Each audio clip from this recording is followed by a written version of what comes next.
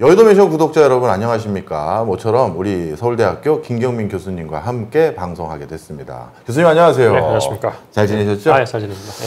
교수님 저도 얼마 전에 우연히 교수님이 쓰셨던 신문 칼럼을 보고 아 이런 게 우리나라에 필요했었나 싶었던 게 딱 떠올랐습니다. 네. 바로 아레나 건립. 이거에 대한 중요성부터 이런 것들이 왜 한국 사회에 기여하고 한국 경제에 기여할 수 있는지를 쭉 칼럼에도 써주셨는데 오늘 그거 좀 소개 좀 해주세요. 예, 말씀드릴게요. 문제 인식 자체는 네. 그거였어요. 그러니까 제가 이제 아레나보다는 이제 음악 산업 사람들하고 인터뷰를 해보니까 K-팝 밴드가 많은데 뭐 우리나라에도 공연을 하지만은 대부분이 일본이나 외국 가서 공연을 더 많이 하더라고요. 네. 스테디움에서 하는 것도 많고 해서 그러면은 도대체 왜 이 사람들은 우리나라에서도 더 많은 더 큰 공연을 할 수 있음에도 불구하고 외국 갈까가 사실은 질문이었고 그 관점에서 봤을 때 전용 아레나가 턱없이 부족하다는 게 우리나라의 현실이더라고요. 네. 그래서 제가 왜 아레나가 부족한지 하고 그 다음에 이제 그거를 말씀드리기 전에 음악 산업이 어떻게 변화했는지에 대해서 좀 연구를 좀 하게 됐어요. 네. 네. 일단 그러면 음악 산업의 변천부터 좀 저희가 네. 들어봐야 될 것 같은데요. 예. 네. 아티스트는 기본적으로 노래를 하는 분들이니까 예. 음악 하는 분들 그러면 이제 음원이라는 게 있는 거고 예. 근데 음원이라는 게 예전에 냅스터를 기억하시는 분이 계시겠지만 냅스터라는 게 음원을 그냥 다 풀어버렸잖아요. 네. 그렇죠? 우리나라는 아마 그 교수님 유학가 계실 때 소리바다가 유행이었습니다. 네, 소리바다가 쫙 풀어버렸잖아요.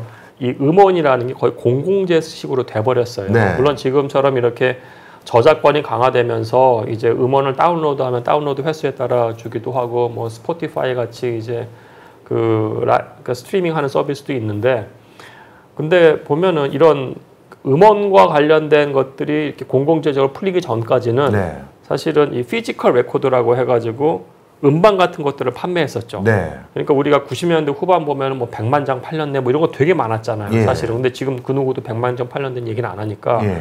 그 2000년을 기점으로 이전과 이거가 다른 거예요.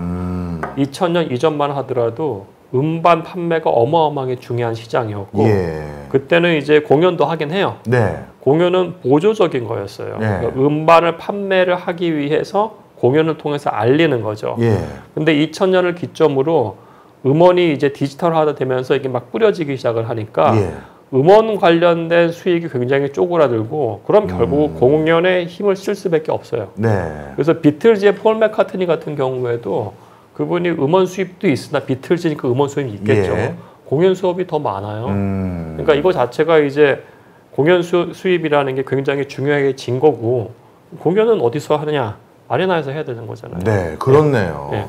사실 교수님 말씀 듣고 보니까 진짜 요즘 청소년들이 음반을 구매하는 행태가 많이 바뀐 것 같더라고요.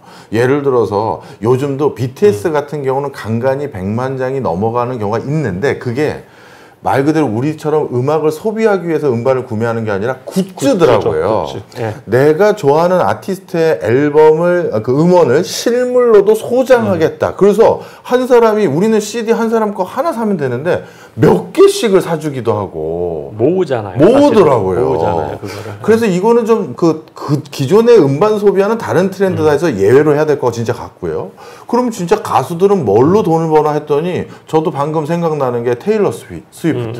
전 세계 월드 투어 할 때 그 돈이 진짜 어마어마한 소식을 저도 뉴스 통해서 알아들었는데 자 그러면 그런 공간이 바로 전문화된 공간이 아레나고 그런 월드 투어 콘서트를 하거나 아니면 우리 K-팝 그 아티스트들이 공연을 하는 걸 이런 생각이 드네요. 진짜 왜 굳이 해외에서 하지? 우리나라에서 하면 관광객도 올 텐데. 그런 생각이 드네요. 예. 그러니까 그게 이제 국가 차원의 전략인 거예요. 네. 사실은. 그게 왜 그러냐면 우선 테일러 스위프트 말씀하셨으니까 테일러 스위프트가 뭐 더 에라스 할 때 전 세계를 돌았잖아요. 네. 전 세계를 돌고 아시아에서 딱 2군데 했거든요. 일본에서 하고 일본은 아레나가 어마어마하게 많아요. 예. 제가 말씀드린 아레나라는 거는 그러니까 스타디움, 그 경기장에서 하는 거 말고요. 경기장은 5만 명 이상인 거고 아레나라는 거는 전용 아레나인데 이 돔으로 되어 있어가지고 뭐 2만 석짜리 또는 10,000석짜리 이런 전용 아레나를 말씀드리는 겁니다. 동경은 그냥 가는 거예요. 가수들이 워낙 음향도 좋고 할 때가 있으니까. 근데 이제 그 외의 지역에서 할 때 싱가포르가 전략적으로 뭘 했냐면은 당신이 우리나라에서 오서 할 때 우리가 액수는 정해지지 않았으나 예. 몇백만 불을 줬어요. 사전에 개런티를 해준 거예요? 개런티를 해준 거예요. 대신에 너는 그러니까 테일러 스위프트는 동남아에서는 싱가포르에서만 해야 돼. 예, 그러니까 싱가포르에서 독점적으로 테일러 스위프트 공연을 할 수 있는 거를 계약을 하면서 돈을 일부를 줬는데 예. 이제 거기에 대해서도 싱가포르 안에서 찬반이 많았죠. 야, 네. 그거 한다고 여가수한테 돈을 왜 주냐. 근데 나중에 봤더니 이거가 창출한 경제 효과라는 게 어마어마했죠. 예. 말씀하신 것처럼 이거를 보기 위해서 싱가포르 사람들만 가서 보는 게 아니고 네. 동남아 사람들 중에서 그 팬덤이 있잖아요. 예, 테일러 예. 스위프트 팬덤이 그 많은 사람이 와서 뭐 작년 대비 뭐 관광객 수가 뭐 50%가 늘었네. 아니면 그 안에서의 경제적 유발 효과라는 게 뭐 몇 조 원이 된다는 것들이 지금 뉴스에 된 거니까 예. 사실은 싱가포르는 전략적 차원에서 몇백만 불 비용을 들었지만은 그걸 통해서 한 도시 경제적 수익이라는 거는 몇백 배죠. 네, 정말 잘한 거죠. 네. 차원에서. 네. 아, 이제 좀 이해가 됐습니다. 사실 우리나라 국민들 중에서는 이제 이렇게 생각하시는 분들도 계실 거예요. 아니, 그 가수들이 공연하는 공연은 체조 경기장이나 아니면 그 밖에 상암 월드컵 경기장에서도 가끔 큰 공연 하는데 지금 재정도 안 좋다는데 굳이 그걸 왜 짓습니까? 하는 분도 계실 수 있습니다만 지금 쭉 설명을 듣고 보시면 아시겠습니다만 이게 전혀 다른 형태로 어디까지 파생이 돼서 뭐 경제적인 순기능을 할지는 저도 참 진짜 가름도 안 됩니다. 예를 들어서 우리 K-팝 그 아티스트들뿐만 아니라 방금 말씀 주셨던 테일러 스위프트의 전 세계 월드 투어라면 이 전 세계 팬덤이나 팬들이 그 사람 공연을 보기 위해서도 또 추가적으로 한국을 방문할 수가 있고 또 공연만 딱 보고 가는 게 아니잖아요. 예. 또 아무리 못해도 1박 2일은 해야 될 텐데 그럼 그것도 관광 수익으로 이어지는 거잖아요. 아, 그렇죠. 그러니까 이게 사실은 우리가 아레나 얘기할 때 딱 공연장만 보면 안 돼요. 이 사람들이 와서 공연장에서 보고 그 다음에서 즐길 거리가 있잖아요. 네. 당연히 말씀하신 건 당연히 호텔 주변에 있어야 되는 거고 그렇죠. 숙박 있고 그다음에 쇼핑이 들어가야 되는 예. 것이고 F&B 요식업이 있어야 되는 거기 때문에 이게 그러니까 문화 산업 전반 부동산에서 리테일 산업 전반에 어마어마한 영향을 끼칠 수밖에 없어요. 와가지고 팬덤이 있는 사람들이니까 이 사람들이 관련된 굿즈도 어마어마하게 비싼 예. 가격에 사거든요. 밥은 먹어야 될 거고 네. 잠은 자야 될 거잖아요. 예. 그럼 이게 이 연관된 비용이라는 것이 정말 엄청나게 커요. 예. 우리가 그래서 이거를 개발한다고 했을 때 절대로 아레나만 짓는 게 아니고 아레나와 연결된 이 복합 문화 클러스터를 만들 생각을 해야 되는 거예요. 사실은. 그렇군요. 예. 그러면 이제 이 아레나 건립이라는 게 왜 우리가 관심을 둬야 되고 이런 것들에 대해서 우리가 주목해야 될 이유는 이제 충분히 아마 많은 분들이 이해를 하신 것 같습니다. 자, 그렇다면 그 다음 질문은 그렇게 순기능 있는 걸 굳이 또 지어야 되냐? 상암동이나 아까 말씀드렸던 체조 경기장 요즘도 거기서 하는지 모르겠습니다만 하고 있어요. 아, 그래요? 예, 예. 그럼 거기서 그냥 하면 안 되냐? 근데 그게 음향 시설이 제대로 된 데는 예. 지금 인스파이어밖에 없어요. 영종도에. 아. 예, 그거는 이제 모히건에서 그 모히건이라는 회사에서 그거를 이제 그 개발하고 운영하거든요. 거기서 이 공연도 가능할 수 있게끔 전용 아레나 공연장을 만든 거예요. 네. 근데 올림픽 공원에 있는 체조 경기장이라는 거는 원래 체조 경기 운동 경기를 하는 거를 리모델링해서 이렇게 한 거기 때문에 예. 음향 시설이라든지 아니면 관중들이 보기 위한 경험 공간으로서 그 다른 데에 비해서 약간 못 미쳐요. 그럼에도 불구하고 워낙에 없으니까 여기도 풀부킹이에요, 사실은. 예. 근데 말씀하신 것처럼 다른 데서도 하기도 해요. 예. 이번에 콜드플레이 왔을 때 고향에서도 했잖아요, 스테디움에서. 근데 그거는 이제 스테디움에서 하는 건 그거고 다만 돔 경기장이라고 한다고 했을 때 고척에서도 하거든요. 예. 근데 이거는 음향 시설이 제대로 되어 있지 않기 때문에 많은 사람들이 와서 아티스트가 한 다음에 하기 싫어해요.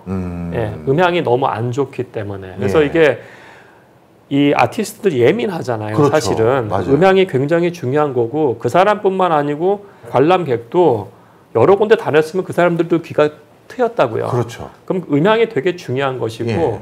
그리고 제가 인스파이어 담당자랑 그 제가 뭐 인터뷰를 했을 때 예. 정말로 이게 거기 한 15,000석이거든요. 네.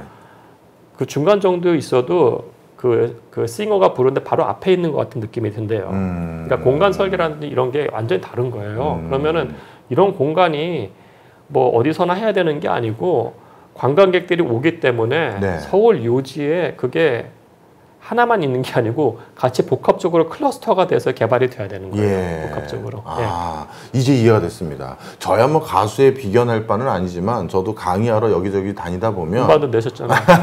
아니, 그거야 스튜디오에서 그냥 찍은 거고요. 그런데 이제 강연을 하러 여기저기 다니다 보면 강연장의 스피커 위치, 마이크 상태에 따라서 강의만 하더라도 피로감이 상당히 달라질 때가 많더라고요. 근데 하다못해 그렇게 정교한 음악을 하시는 분들 입장에서는 진짜 굉장한 민감도가 있을 것 같고, 그리고 사실 저도 음반을 하나 낼 정도면 저도 얼마나 음악을 좋아하겠어요. 그렇죠. 그래서 제가 유일하게 하는 엄청난 사치 중에 하나가 스피커입니다. 네. 그런데 진짜 한번 이게 귀가 고급스러워지면 맞습니다. 아유, 낮출 수가 없어요. 낮출 수가 없어요. 그래서 진짜 말씀 듣는 족족 그런 말씀을 해주시는 거구나라는 게 전 절로 이해가 됩니다. 자, 그러면 이제 아레나를 왜 전용으로 건립을 해야 되는지도 아마 좀 공감하신 분들도 많으실 것 같아요. 하나만 더 말씀드릴게요. 이게 아레나가 왜 전용으로 만들어져야 되냐면은 음향시설도 음향시설인데 조명이 되게 중요해요. 조명. 조명을 하려면 지금 위에 달잖아요. 예. 그러면은 이 전용 아레나에서 위에 천장에 있는 구조물이라는 게 100톤 정도를 받칠 수 있어야 돼요. 그러니까 처음부터 설계가 그렇게 돼야 되는 거예요. 그러니까 비욘세가 공연하면은 조명을 위에 다는데 이게 70톤 무게예요. 그러니까 지금처럼 고척동에서 지금 100톤을 위에 달 수가 있냐고요. 그게 아닌 거잖아요. 그러니까 전용 아레나가 맨 처음에 설계될 때 음향뿐만 아니고 위에 조명까지 달 수 있는 이 거대한 이 구조가 있어야 되는 건데 그게 없는 거예요, 지금 우리가. 아, 그렇군요. 하긴 일반적인 장비의 하중이 아닐 텐데. 그럼요. 그러니까 진짜 그런 여러 가지. 요즘은 또 이게 일종의 퍼포머들이 또 그런 아레나장을 또 즐기니까 그런 것까지 생각해 보면 조명도 진짜 고려를 해야겠네요. 자, 그러면 아마 많은 분들이 이제 이해하셨을 거예요. 왜 아레나 건립에 대해서 주목해야 된다? 그리고 아레나라는 그것이 꼭 별도의 시설물로 있어야 되는 게 이게 다른 사양을 요구하는 면들이 많다라는 거 이해하셨을 것 같습니다. 그러면 공간적인 것도 이제 여쭤볼 수밖에 없어요.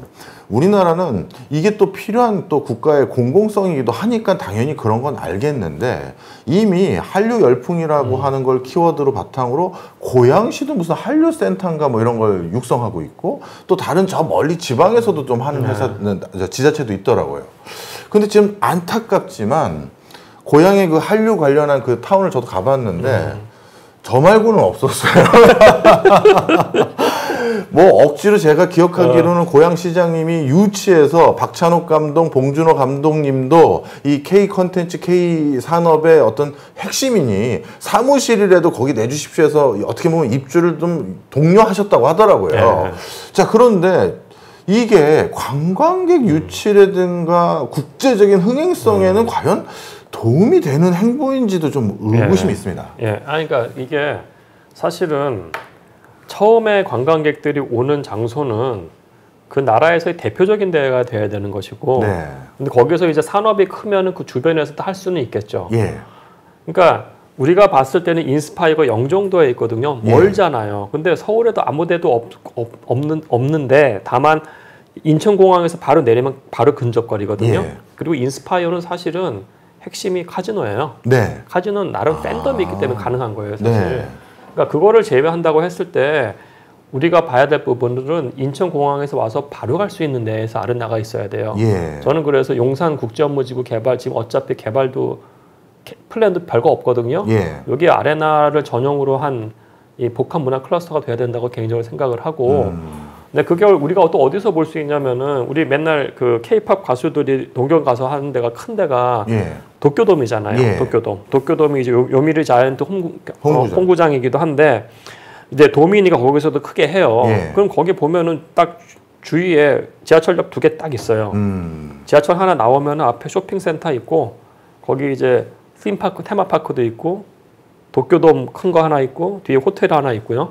일본에서는 홀이라고 그래요. 전용 아레나를. 한 10,000석짜리 홀에서도 공연하고 옆에 또 전시관들도 있기 때문에 이게 하나가 같이 거대한 복합 문화 클러스터를 형성을 한 거예요. 예. 그리고 그 위치 자체가 지하철 접근성이 좋다는 것. 동경 시내에 있으면서. 네. 시작은 서울에서 가장 교통이 좋은 데부터 해야 돼요. 예. 그러고 난 다음에 이 산업 자체가 커지면은 또 다른 수요가 창출될 거기 때문에 주변에 더 있어야죠. 아레나 산업 자체가 동경이 키우고 있는 거예요. 그렇군요. 예, 이제 무슨 소리인지 근데 이해했습니다. 사실은 외국 가수들이 우리나라를 패싱하는 게 아니에요. 싫어하는 게 아니고 왜냐하면 한국이라는 게 아시아에서 문화의 맹주잖아요. 그렇죠. 와서 하고 싶은데 공연장이 없을 뿐이에요. 지금 제대로 된 공연장 할 수 있는 데가 인스파이어하고 올림픽 체조 경기장인데 올림픽 체조 경기장은 그 공연하기 6개월 전에 딱 그 오픈해요. 예. 근데 외국 가수들은 1년 전에 하는데 아예 그래서 잡지를 못해요. 여기 자체를. 예. 그러니까 지금 너무 없어요. 네. 예. 자, 그러면 좀 더 구체적인 뭐 질문 드려도 되는지 모르겠습니다만 뭐 아직 이 부분에 대해서 뭐 연구를 아주 정치하게 국가의 발주를 받으신 건 아니지만 만약에 그런 맥락 속에서요. 만약에 한국의 서울에 아레나를 건립한다. 그러면 적절한 부지 뭐 이런 데들을 예상하시면 좋으실 겁니다라고 하신다면 어딜 꼽으세요? 용산국제업무지구 개발이요. 용산역. 용산. 용산역은 인천공항에서 바로 올 수 있고 그렇죠. 우리나라의 딱 센터고 거대한 부지가 있잖아요. 네. 거의 15만 평이에요. 15만 평. 15만 평이기 때문에 이 아레나라는 게 사실 아까 말씀드린 것처럼 한 10,000석짜리 아레나도 있을 수가 있고 네.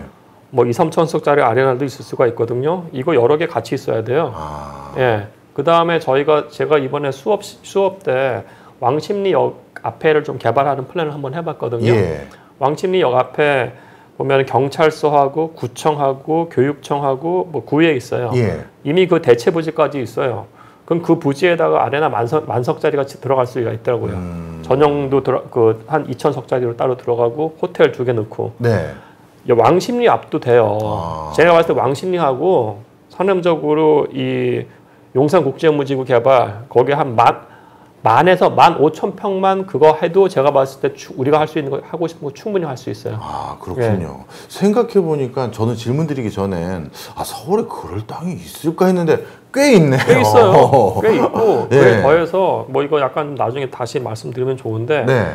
서울 안에 지금 폐교를 시켜야 될 부지들이 되게 많거든요. 학교가. 맞아요. 근데 폐교가 은근히 좋은 데 많아요. 예. 제가 특정 학교 말씀드리면 죄송한데 신천역 주변에 있는 학교 제가 이제 교육부 일을 좀 해서 아는데 1년에 들어가는 학생이 2~30명밖에 안 돼요. 2~30명이요? 네, 2~30명이고 학교를 안 없애려고 다른 동네에서 애들을 꺼와가지고 학교를 맞춰요 지금. 정말 죄송한데 그런 학교는 폐교를 시키고 이제 그 학생들한테는 이제 버스를 돌리면서 최상의 공공서비스를 제공한다는 전제하에 네. 신촌에서 바로 가까워요. 초등학교가 좀 크냐고요. 네. 거기 2,000석에서 5,000석짜리 아레나 들어갈 수 있어요. 그렇네요. 예, 우리가 할 수 있는 게 너무 많아요 옵션이 지금. 근데 지금 리더십이 없는 거예요. 예. 그런 5,000석 정도의 아레나라면 어떻게 보면 월드스타가 되기 전 단계인 엔트리 레벨을 약간 벗어나서 팬덤 초창기 형성된 사람들에게 장을 만들어주고 또 홍대의 인디밴드들이나 이런 페스티벌도 거기서 열어주면 문화 전체에 엔트리 레벨부터 쫙 성숙된 아티스트까지 되는 경로도 만들 수 있고 좋네요. 그렇죠. 그 되게 중요한 포인트신 게 우리가 스테디움 한다고 50,000석짜리만 보시는 게 아니고요. 그거는 사실 약간 좀 힘든 거예요. 네. 전용 경기장, 그러니까 전용 아레나 20,000석도 사실은 이거를 공연으로 다 채기 힘들어요. 그래서 외국 같은 경우에는 그거를 그 스포츠 팀하고 같이 운영해요. 네. 스포츠 팀이 1년에 한 2분의 1을 깔아주고 나머지를 공연을 하는 형태예요. 그다음 그 밑에 단계가 10,000석 정도가 되는 게 하나가 있고 3,000석에서 8,000석, 10,000석이랑 비슷한데 그 규모도 있어야 되고 2,000석도 있어야 되고 그 밑에도 있어야 돼요. 200석짜리, 1,000석짜리도 있어야 돼요. 말씀하신 것처럼 홍대에 있는 밴드들은 우리가 지금 아이돌이 아니고 비아이돌도 사실 음악 산업이 중요한 거잖아요. 그 사람들도 공연을 할 수 있는 기회가 주어져야 되거든요. 그래야지 음악 산업 전반이 이제 활성화되는 거니까 고도화될 수 있고. 그럼 이 사람들을 위한 공연장이 그럼 홍대 주변에 있냐? 2~3개밖에 없어요. 제대로 된 공연장이라는 게. 그러니까 그것도 우리가 만들어줘야 되는 것이고 500억에서 800석도 있어야 되는 거고. 예를 들어가지고 코펜하겐 같은데 베가라는 그러니까 음악 클러스터가 있는데 거기는 200석, 500석, 2,000석짜리 이렇게 모여 있어요. 그거 하면 돼요, 우리. 예, 그런 거 만들어야 돼요, 서울 곳곳에. 예. 말씀을 쭉 듣고 보니까요, 진짜 서울 자체에서도 다시 재활용해야 될 유유부지들도 점점 넘쳐나고 있으니 새로운 사회적 부합성이 높은 것으로 그런 것들을 바꾸는 과정에서 아레나가 충분히 주목받고 또 우리가 주목해야 될 부분이다라는 게 이제 전달이 됐습니다. 자, 그러면요, 이런 생각이 듭니다. 이 아레나를 건립하는 걸 나름대로 충분히 이 시장성도 있어 보이고요. 그런데 또 어떤 면에서는 공공성도 있어 보이는 면도 있습니다. 예. 그럼 이건 건립 주체, 주력이 될 때가 민간일까요? 공공일까요? 제가 봤을 때는 다양한 방법이 있는데요. 이 땅이 그러니까 뭐 용산국제업무지구 개발도 공공 거고 왕십리역 앞에 있는 것도 사실 공공이에요. 예. 그럼 우리가 이 약간 공공하고 민간하고 그 구조를 같이 만들면 돼요. 예. 공공 민간 협동 개발식으로. 예. 공공이 이제 토지를 매각하는 게 아니고 공공이 99년 리스를 해서 민간 디벨로퍼한테 토지 임대료를 받으면 돼요. 예. 토지 임대료를 받으면서 토지 임대료부터 업사이드를 원한다고 했을 때는 그 운영에 대해서 자기가 조인트 벤처식으로 지분도 가져갈 수도 있는 거죠.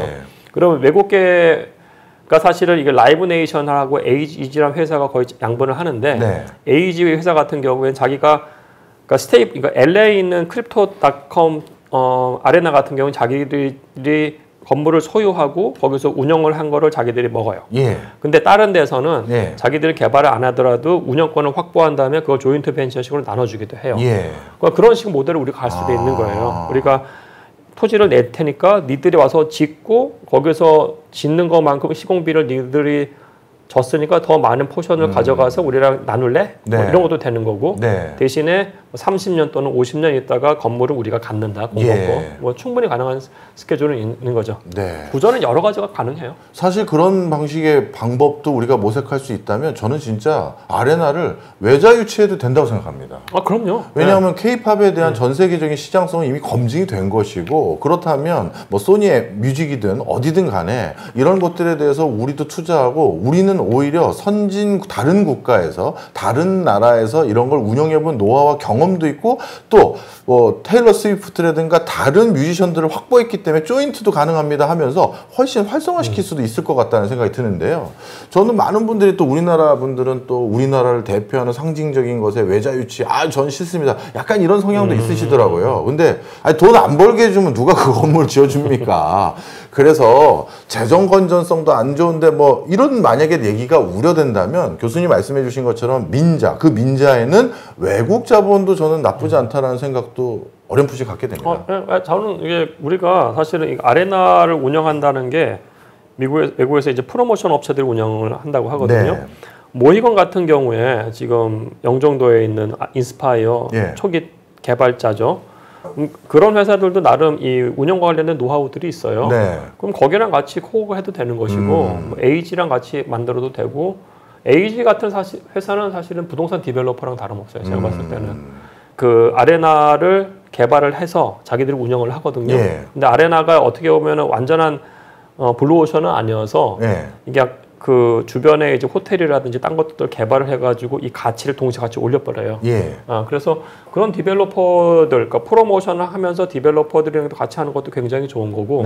왜냐하면 그런 경우에는 말씀하신 것처럼 이미 전 세계 네트워크가 있어서 에이전시들하고 이거를 다 채울 거예요. 이벤트를. 그러면은 초기에 우리가 안정적으로 갈 수 있는 거죠. 그러면서 우리가 그 경험을 습득을 해서 다른 데서 할 때는 우리도 이제 독자적으로 우리나라가 운영할 수 있는 게 되는 거죠. 그래서 우리가 이걸 다 처음부터 우리가 다 해야 된다는 건 굉장히 리스크예요. 사실 제가 코로나 기간 동안요. 뭐 학교 수업이 그때는 온라인으로만 했잖아요. 집에서 할 일이 없더라고요. 외부 강연들도 뭐 별로 없었고. 그래서 모처럼 뭐 저술 활동도 했고 정부 용역도 하면서 이것저것 하다가 저에게 큰 위안이 됐던 게 뭐였냐면 공연 실황을 DVD로 옛날에 사놓던 걸 보는 거였어요. 근데 그러다 보니까 우연히 알게 된 게 그때 나스닥에서 주가 엄청 뛴 회사가 라이브 스테이션이었어요. 라이브네이션이었습니다. 근데 그 회사는 원래 공연장을 소유하고 있고 거기에서 누군가 공연하게끔 하면서 임대료 받는 뭐 이런 것들을 좀 하는 회사였는데 그 회사 망할 줄 알았는데 주가 막 뛰는 거예요. 아니 쟤네 공연장이 지금 다 쉴 텐데 어떻게 된 거지 했더니 증강현실 공연. 사람들이 그 가수와 소통을 하고 싶은데 현장은 못 가고, 그러니까 뭐 VR이든 아니면 그냥 화면상에서 공연 실황을 들어갈 수 있는 그 티켓을 판 거예요. 그래서 실제 어디 스튜디오 안에서 그 공연, 그 가수가 뮤지션이 그 공연을 할 건데, 나는 내 방이 이제 그 관객석인 거죠. 근데 실제 판매할 때 저도 한 가수를 이제 구매를 했는데, 야, 이게 특이하더라고요. 진짜 객석을 팔아요. 제가 거기 가지도 않았는데, 네 모니터가 A열 13석을 원해, 뭐 F열 12석을 원해, 이 두 개 남았어, 이러는 거예요. 이게 뭔 차이가 있어? 내 모니터 앞인데 그 각도로 가수를 보게 되는 거예요. 그러니까 진짜 S석은 카메라를 바로 앞에다가 달아놓은 거고, 저는 늦게 거기를 알아서 늦게 신청을 했더니 약간 그냥 일반 A석이 사실 멀리 좀 떨어져 있잖아요. 그러니까 가수는 실제 콘서트장에서 하고 있고, 네. 거기서 이제 뷰에 따라서 그 가격 책정을 다시 한 거군요. 네. 그래서 야, 이게 뭐야? 그냥 그 모니터인데, 근데 그게 아니라 다 각도가 다 다른 거예요. 그러고 딱 하나 아쉬운 건, 거기 제가 그걸 영문으로 다 안 읽었죠. 이건 제 잘못이긴 한데, 너 이 공연 들을 때 우리가 이 음향과 이거를 진짜 고사양을 해놨으니까 좋은 헤드폰이나 이런 걸로 들어야 된다 써 있었는데, 제가 그걸 놓친 거예요. 그냥 모니터에 붙은 스피커로 제가 바보짓 한 거죠. 그래서 하여튼 진짜 그걸 봤더니 밑에 댓글이 이제 나오거든요. 댓글 보니까 사람들이, 야, 이거 진짜 공연 실황과 음질이 똑같아요. 그때부터 제가 부랴부랴 세팅하려니까 지금 좀 늦었고, 그래서 저는 어쩔 수 없이 그냥 봤지만, 실제 그래서 어떤 생각도 드냐 하면, 우린 또 IT 강국이니까요. 이 아레나에서 했던 여러 공연들을 또 잘해서 아카이브화하면 그렇죠. 또 지속적인 수익도 생기겠네요. 하여튼 다양한 생각이 듭니다. 그러니까 사실은 아까 말씀드린 건 라이브 네이션하고 에이지가 이제 전 세계에서 거의 독과점이에요. 그러니까 라이브 네이션이 한 60에서 70, 에이지가 한 30 정도 하는 데인데, 라이브 네이션은 이 모회사가 어디냐면 티켓마스터예요. 그러니까 얘네들은 전략 자체가 약간 플랫폼 기업이 되니까 아마 그게 됐던 것 같아요. 제가 아까 말씀하신 분 잘 모르겠습니다만은. 그리고 이 친구들이 주로 그 비즈니스의 목적이라는 걸 보니까 규모의 경제에서 티켓은 무조건 많이 팔아야 되는 거예요. 근데 에이지는 부동산 디벨로퍼적인 성격이 있기 때문에 공연을 꽉꽉하게 채워야 돼요. 그래서 에이지는 사실은 그 LA 같은 경우에는 그 LA 레이커스하고 하키팀을 소유하고 있어요, 얘네가. 그래서 그 LA 그 크립토닷컴에서 이 자기들이 이 공연 아레나가 있잖아요. 아레나만 하는 게 아니고 그 안에서 NBA 게임, 하키 경기를 하니까 이걸로 한 3분의 1을 깔고 나머지 3분의 1 정도가 음악이에요. 그러니까 이 둘이서 약간 전략은 달라요. 그렇군요. 비즈니스 모델이 좀 차이가 있군요. 알겠습니다. 이것도 아마 이제 이런 아레나라는 하드웨어 생기면 또 다양한 아이디어 들고 와서 저는 이런 식으로 비즈니스 해보겠습니다라는 회사들도 아마 우주순처럼 생길 것 같고, 또 그 밑에 그 기획사라고 해야 되나요? 뭐 이런 데들도 많이 또 참고를 할 것 같습니다. 요즘 국가가 점점 저성장 기조로 돌아서면서 뭔가 새로운 활로를 모색해야 될 시점이긴 합니다. 그런 과정에서 제조 말고도 우리가 다양한 먹거리가 좀 필요하지 않을까라는 목소리가 많이 지고 있는데요. 저는 정말 이번에 교수님이 제안하고 계신 이 아레나는 한번 제대로 구현 한번 돼봤으면 하는 바람이 있습니다. 저도. 교수님도 좀 계속 좀 원동력이 돼주세요. 저도 알리는데 일조해 보도록 하겠습니다. 자, 오늘 김경민 교수님하고 모처럼 아주 신기반기한 얘기 했는데요. 많은 분들 관심 좀 가져주셨으면 하는 바람입니다. 고맙습니다. 감사합니다.